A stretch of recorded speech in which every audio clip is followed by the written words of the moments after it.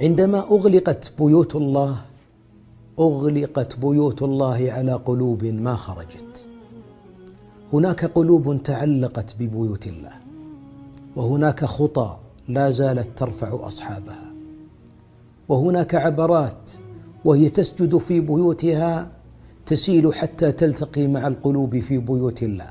7 يظلهم الله في ظله يوم لا ظل إلا ظله، منهم رجل قلبه معلق في المساجد. هنيئا لذاك الذي توقفت خطواته إلى بيوت الله لكن الحسنات ما توقفت. وهنيئا لذاك الذي في سجوده له مع الله أسرار لا يدعو لنفسه.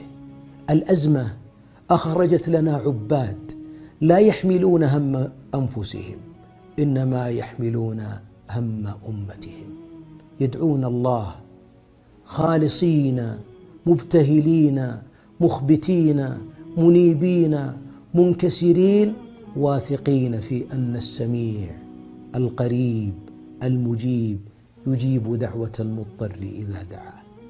فهنيئا لنا بأولئك العباد الذين لربما كنا في غفلة وهم في آخر الليل في نشيج ودعاء للباري أن يلطف بعباده جل وعلا. قبلة على تلك الجباه الخاشعة الراكعة الساجدة.